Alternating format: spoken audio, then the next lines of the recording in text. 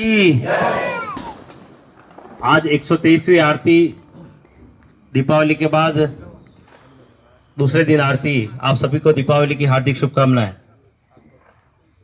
इस बस्ती के जो बंधु आए हैं, एक बार वो हाथ खड़ा करना चाहिए, इस केवल इस बस्ती के हैं।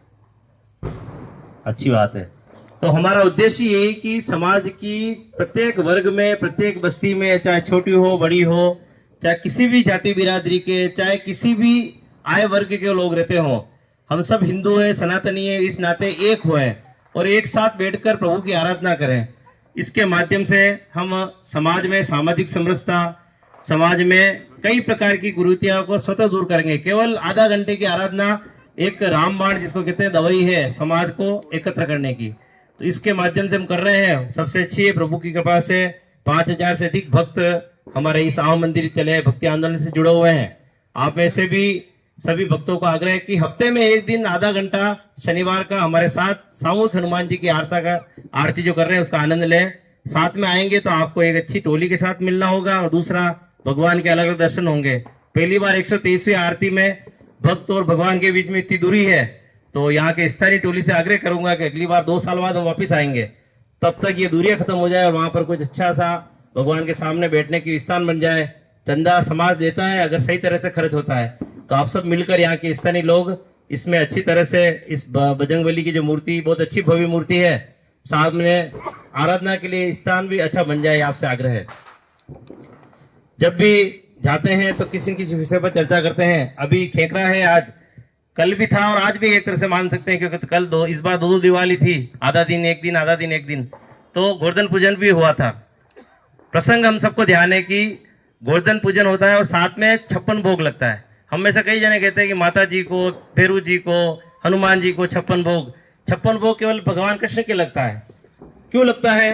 कारण हम सब जानते हैं कि भगवान कृष्ण ने अपनी उंगली पर गोवर्धन पर्वत उठाया। क्यों उठाया? इंद्र के मन में एक अहम आ गया कि मैं तो पूरे संसार का स्वामी हूँ, मैं चाहूँ जो कर सकता हूँ।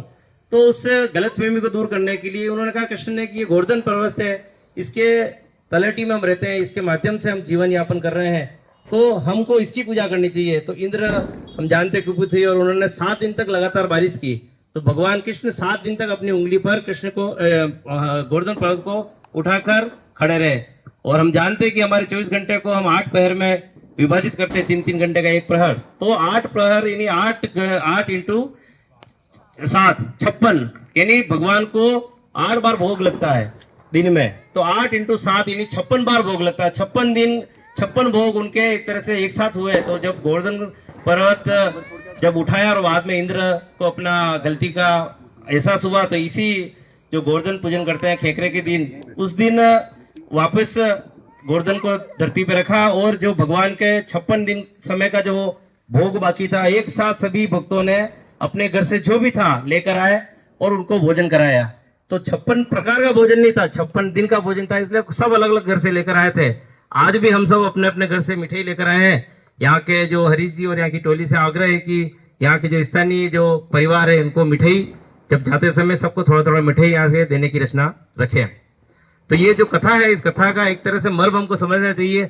हमारे पुराण है, उनमें कई बातें हमको लगेगी ये संभव है क्या, ठीक है, पर उसमें कई ऐसी बातें जो अपने जीवन में उपयोगी है, जीवन में उतारने की है।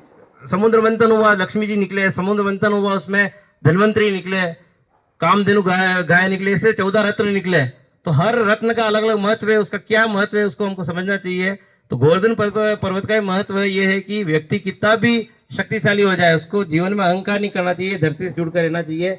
एक संदेश देता है, तो इस संदेश को हमको ग्रहण करना चाहिए। और जो 30 त्योहार है, इस 30 त्योहार को क्या क्या उसका संदेश है उसको पढ़े, समझे और आगे इसको बताएं। जहाँ भी आरती में जाते हैं वहाँ के पुजारी जी का पूजन हम ऊपर उड़ाकर सम्मान करते हैं। तो यहाँ पुजारी जी हरीश जी भाई साहब भी हमारे पुजारी जी हैं। तो हमारे